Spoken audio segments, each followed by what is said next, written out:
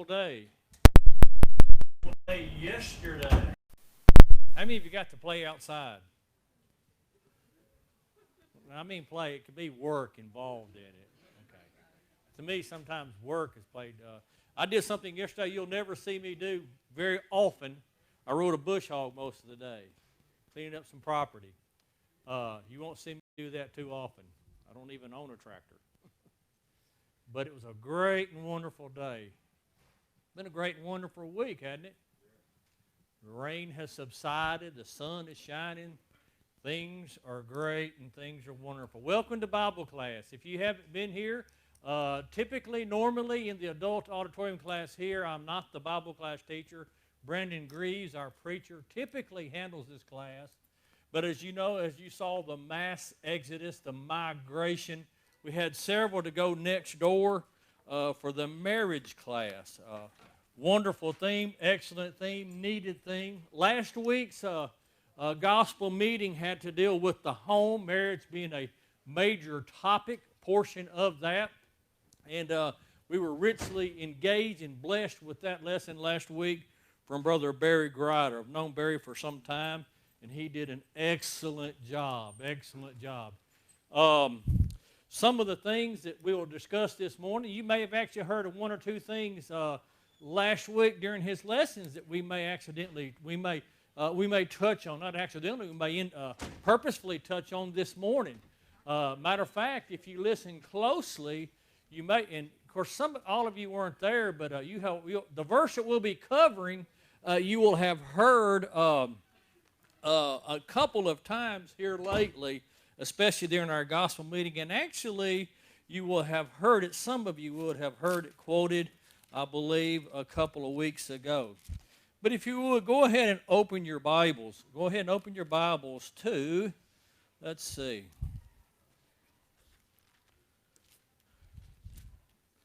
Sometimes I kind of get my verses mixed up. Proverbs, the 14th chapter. Proverbs, the 14th chapter. This is one of my favorite verses. I don't know why.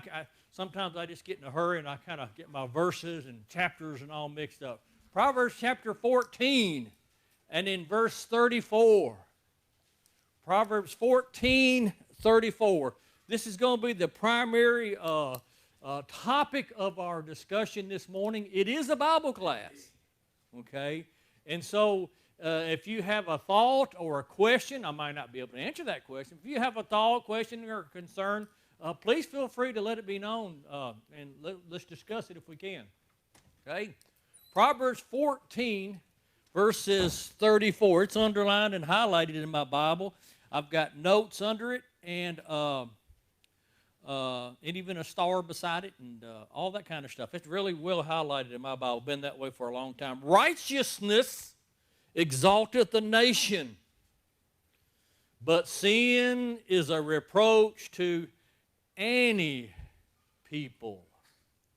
What I want to do this morning is to more or less do a somewhat of a word study of this passage here, an expansion of it, or what you may call to exegete the passage to a limited sense, because I am limited in my ability to exegete passages. What does that mean? It's a big fancy term. To exegete is to bring out the intended meaning and purpose of the verse. Okay? So let's discuss that this morning. Righteousness exalteth a nation, but sin is a reproach to any people. What are some of your thoughts right off the bat as we begin to look at this? Is this a passage that needs to be put on billboards today, on signs, road signs? Is this a passage that we need to see today on our televisions, on bumper stickers, advertised there? Is that something that's possibly needed to be thought about today? We need to put a lighted sign At the White House. White House. Let's think a little bit closer to home. Let's think maybe like take this sign and get a copy of it. Put it on 2 posts. And take it out and put it in front of Walgreens. Okay? Right beside, there's another sign. Have y'all seen it lately? Somebody's laughing. You know what I'm talking about? You know what I'm talking about? There's a Nirvana sign right there. Right there in the walkway. Let's put a sign right there beside it. It's good for the goose, it's good for the gander, correct? Back quite a while ago, we needed some banners or something church was going to do, and they wouldn't give us the banners, but they give them to Nirvana. Righteousness exalteth a nation. Nirvana is about 2 miles from my house, and it's a bad place. That's just one little bitty example that we can look at today. Let's look at this passage here. We're going to be able to make application to this. What does the term righteousness, what is that? Is that a verb, noun, what? Righteousness exalteth a nation. Let me tell you, there's a lot of meat here. What is righteousness? Right living. Right living. The term in the original Hebrew language, and I'm not going into that, it looks like R-U-M, the word rum. I get them mixed up, but that's not what it's just something totally different. It's used 128 times in our Old Testament. It's translated a number of different ways. First of all, it's translated as righteousness. That was done 157 times, if I can read my hieroglyphics. It's translated as justice. Those would be good synonyms, wouldn't they? Justice, righteous acts 3 times. Moderately, it's translated 1 time. And righteously, that is an adverb, correct? 1 time. So, used a total of 128 times, but primarily, mostly, it is translated as in righteousness, a noun. Righteousness can be understood or defined or means. Sometimes a little clarification note here. We go to the dictionary to do what? To find what? The blank of a word. You know what? Technically, that's not right. We go to the dictionary to find the usage of a word. I had an instructor to bring that out to me. We won't have time to develop that thought, but that's really true. That's how it's used today in our current language. That's how it is. But we do go to find the meaning. We understand that. Meaning of the word, that is, righteousness means to be blameless or blameless conduct. Blameless conduct will exalt a nation. Integrity, it also means integrity. What is integrity? What is integrity? Person has integrity in business. Person has integrity. This cloth has integrity. If not, it would what? If this cloth, this jacket did not have integrity, what would happen to it? It would shred. It's an interconnection. It's sound. It's solid. It has integrity. That's what it is when we say that we have integrity. Okay? We're truthful. We're honest. We're just. Another word that describes it is justice. Righteousness. Right attitudes. Both from God and His people. It's required, that is. Righteousness is an attribute of God. Correct? Everything He says and done is righteous. Brandish drills us on this. What is the verse? Psalm 119, what? All of thy commandments are what? Righteous. Psalm 119, 172, I believe is correct. Psalm 119. All of thy commandments are righteous. But I tell you what, for just a few moments, let's develop this word righteous. And I'm probably not going to even get through the entire verse because we're going to get to exalted or exalt. Then we're going to get to sin. We know what that is. Then we're going to get to reproach if we get time. And then we want to make current day applications of it. We've been making some. What I hope to do in this lesson, if not, it'll be a month before we get back in here, because I think I'm up to speak again whenever they're over there. If not, we'll finish it then. What I want to do is look at this passage. We know that righteousness will exalt us. Righteousness is good for us. It will bless us eternally, correct? But let's think about the here and the now. How that righteousness is a benefit to society today. Let's discuss that at length, and we will get to that. But we got to make some definitions first. We got to kind of set the playing field first, okay? Righteousness exalteth a nation. Righteousness. Let's look at some biblical definitions or biblical explanations or biblical usages of that. Let's look in Genesis chapter 15. Genesis chapter 15. I would like for someone to read Genesis 15 and verse 6.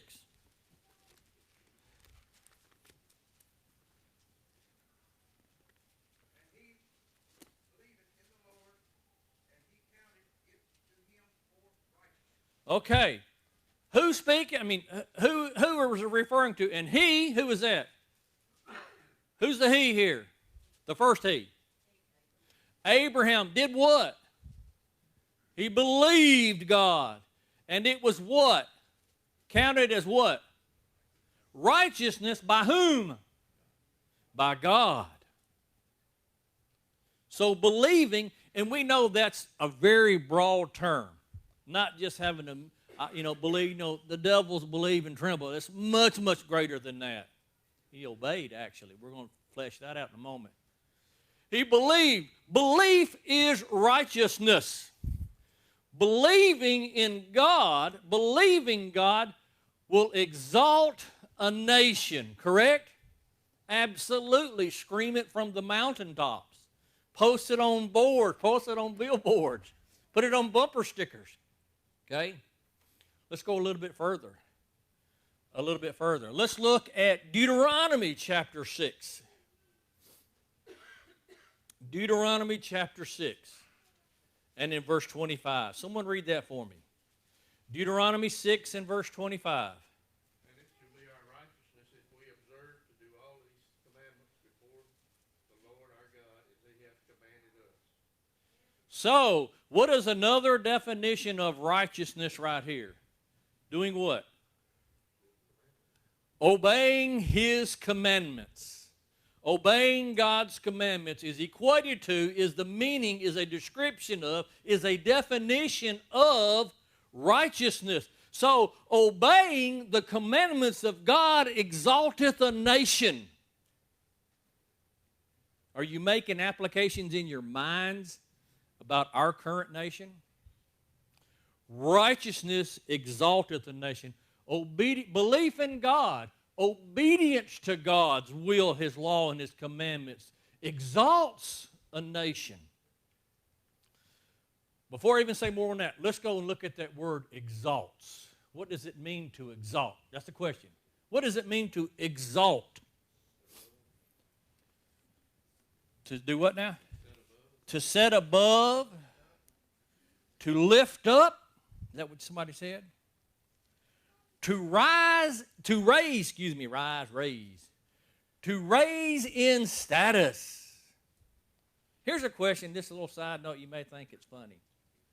Do you raise children or do you rear children? I had a teacher that would just chastise me every time he got a chance. If you raise corn and you rear children, so if we want to be grammatically correct, we raise corn and rear children, okay? That don't cost you anything. Do what? You got it. Y'all know, y'all starting to learn him a little bit. All right? To exalt means to lift up, to raise in status, to raise in dignity, to raise in power, to raise in wealth,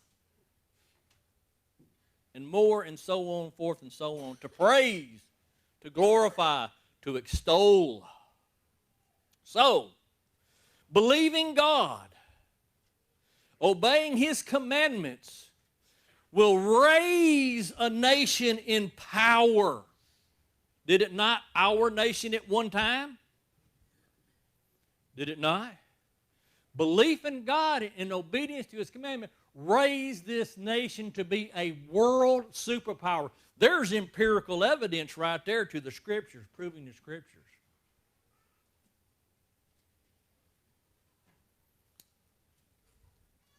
Obedience to God, belief in God will raise the status of a nation, will raise the dignity of a nation. Boy, there's stuff out there. We mentioned some of it.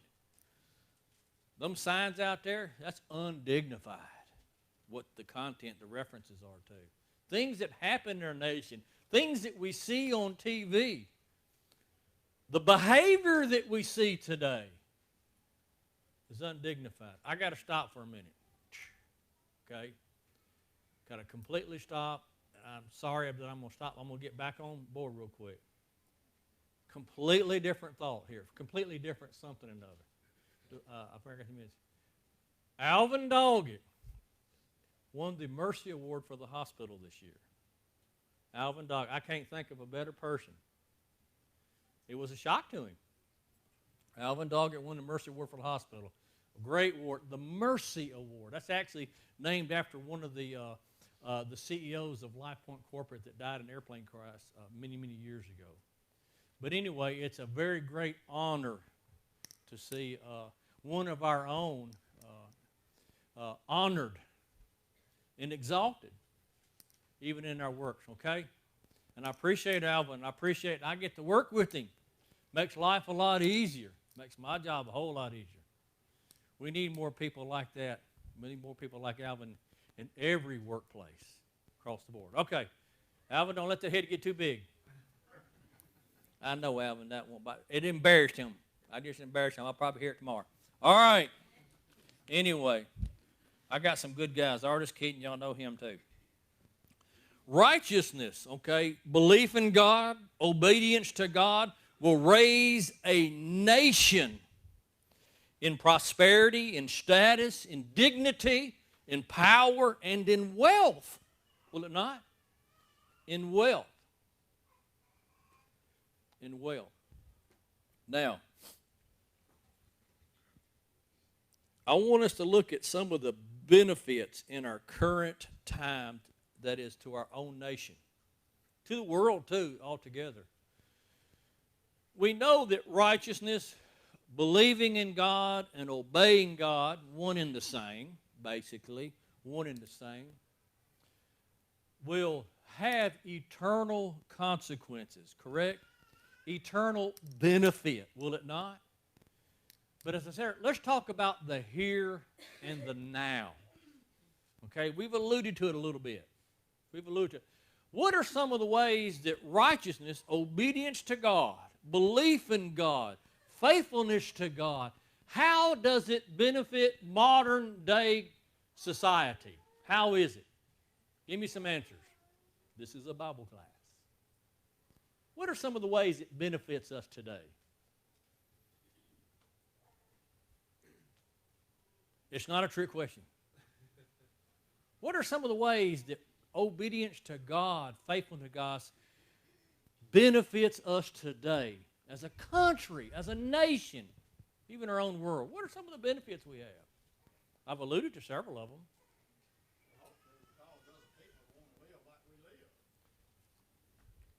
It benefits life, living, and what? Happiness. Makes us a desirable place to be, a desirable nation. Okay, so it benefits us as far as the, as being a desirable place to be. All right, what are some of the other ways that righteousness, obedience, faith in God blesses our current situation, our nation today? What are some of the benefits today of righteousness? What are some of the benefits in the past? We've alluded to, I've brought these out a little bit. What are some of the benefits? Honesty, integrity, those are elements and portions thereof. But let's look at some of our, let's look in the society. It makes us a more honest nation. And so if we have more honest people, more people that are righteous, how will it benefit our nation? How would honesty benefit our nation today? What are some of the immediate benefits that we have today? What will it do for it? Less crime. Less crime.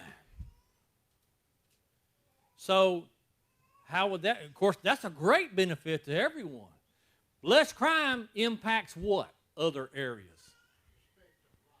Respect of life. Less crime, respect of life. Less crime. Okay, what? Less money spent in our judicial system, right? That seems like money thrown away, does it not? We could take those billions of dollars and do what? Make this a better place to live, could we not? So in our judicial systems, righteousness will bless us both here and now. Because unrighteousness and sin requires more judicial efforts, works, money put into it. Righteousness and judicial officials and our justices will do what? Give us what? A what system? A good, pure, just system, will it not? Man, there's some judges now that are putting out some garbage, that are siding with their agendas. Their agendas. Left-wing liberalism. Righteousness today, obedience to God, belief in God can benefit us both here and today judicially. Man, we could expand that for a month. What are some of the other areas? I alluded on it. Less what is spent in the judicial system? Money. It will benefit us in a wealthy fashion, monetarily. Why? What are some of the ways? Someone mentioned honesty in trade and business. Less crime. What? So less people losing money. Have you heard of people losing their entire life savings? Their 401k investments? How many has ever been the result of a scam? Raise your hand. Am I the only one? Okay. Y'all doing pretty good. No. I think sometimes we had a guy come by selling magazines one time. I never received that magazine. I paid him like $10 or something like that. Anyway, that's all I can remember. I'm sure there's other times I've been taken advantage of. I'm sure there's other times you can think of, if you got down to it, could think of. You might be too embarrassed to say.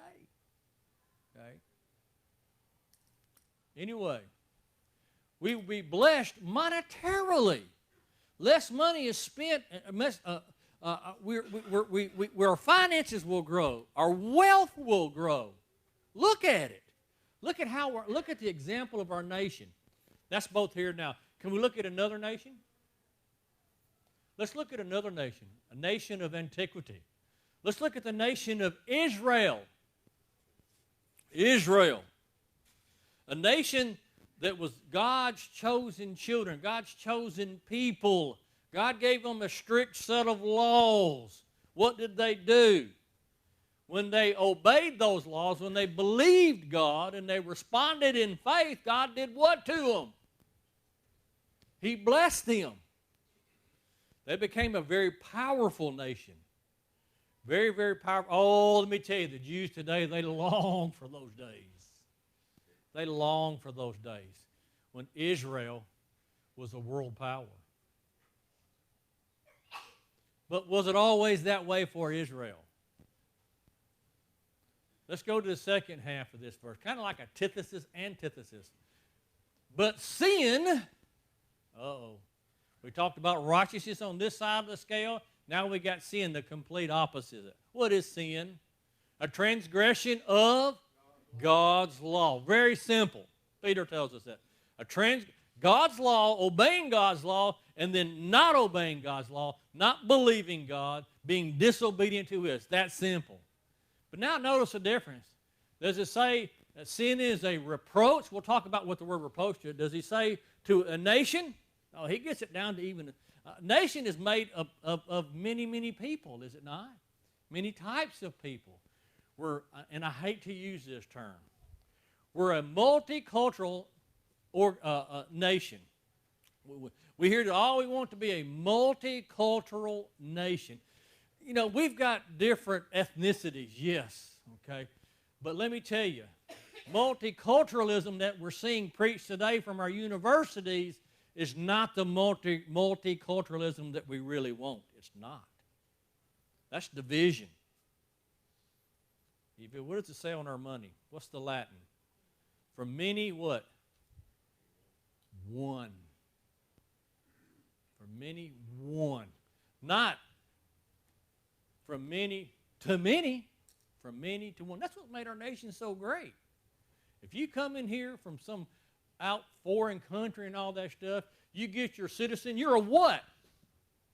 You're a what? American. You're an American. Are you a hyphenated American? No. Anyway, I got hitting in the... Anyway, let's look at righteousness that exalteth the nation, obedience to God, faithfulness to God, His laws and the commandments will build that nation up in a number of areas. Let me list a few more, and then we're going to go to the antithesis. It benefits us economically.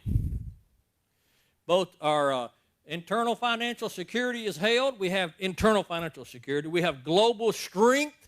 It blesses us morally, physically. What about health-wise?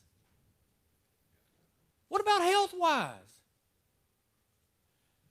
If we obey the commandments of God, how would that help us? I know that I didn't finish what I was saying. We're trying to get to the other part of that verse there.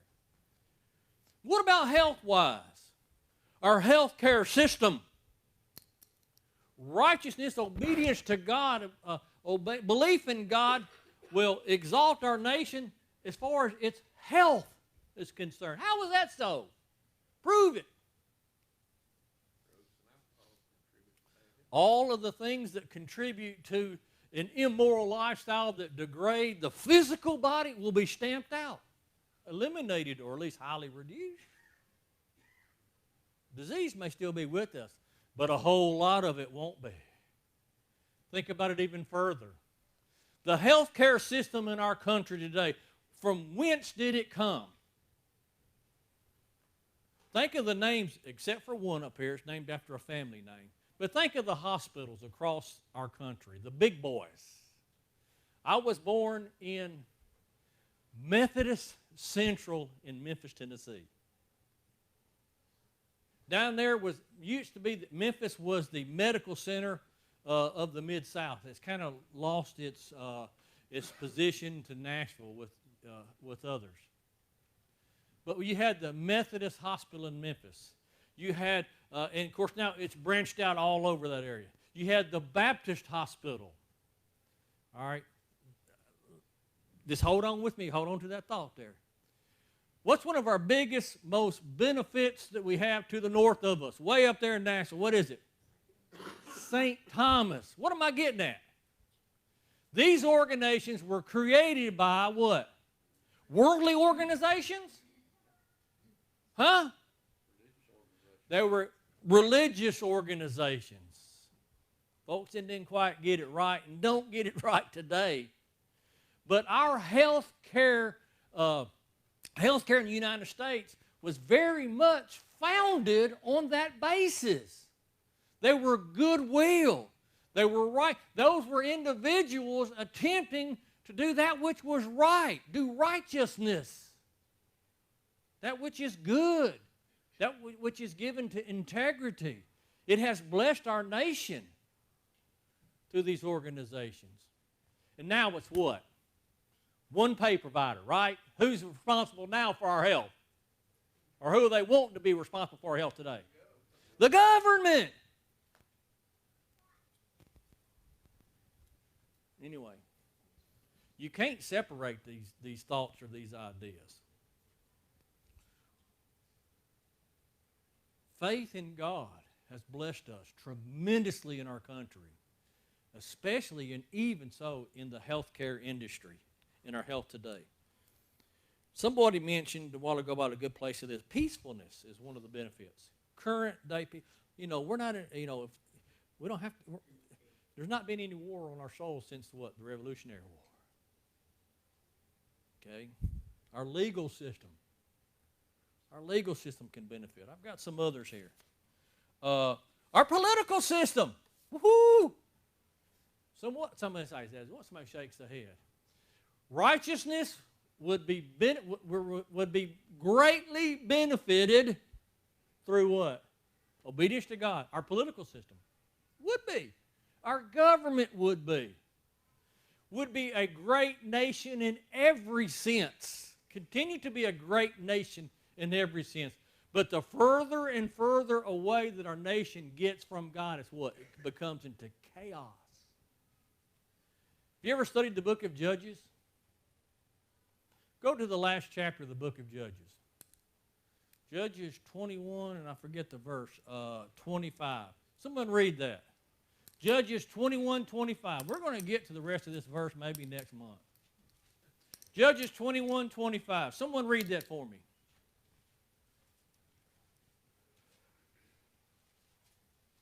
Before I lose my thought. And I can real easy.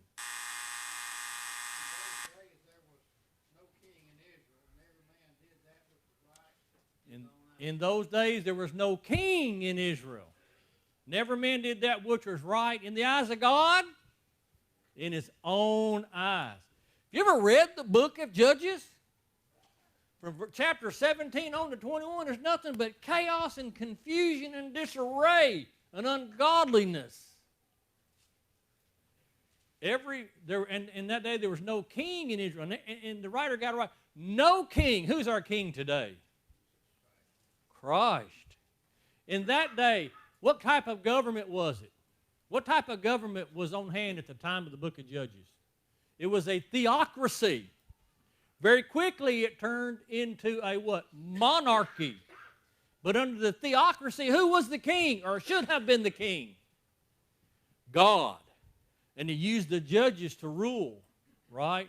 It's a continuous cycle when you read the book of Judges. You have a period of faithfulness, and God blesses Israel.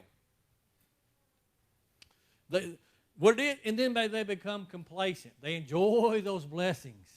They enjoy the prosperity. They enjoy the wealth. Then they become unfaithful to God. And then God chastises them. He punishes his children, sends them into oppression and slavery. And then they cry out to God, and God sends what? A judge to deliver them, a deliverer. It's a continuous cycle as you read the book of Judges. Now, there was no authority, a lack of authority. There was no righteousness, no obedience to God's will, no belief in God. And so, therefore, that nation was in a state of chaos. The proof is right there in the book of Judges. Read it. Man, it confuses me every time I read it. There are some atrocities in there. You ought to read it. You think we have some bad stuff on TV today? Read the book of Judges and look at some of the things that happened in there. Oh, my. Oh, my. No wonder why God destroyed Israel. All right. Well, I have no idea what my next... I'd already had my thought out there, but... benefits today. Freedom, liberty, good living, someone mentioned. You know, at one time, I'll try to close with this thought here. Hey, here's one other one. I want to throw this in here real quick. Food for thought. Then I got to get this thought. Reduce taxes. Think about that. If we're obedient to God, God blesses us.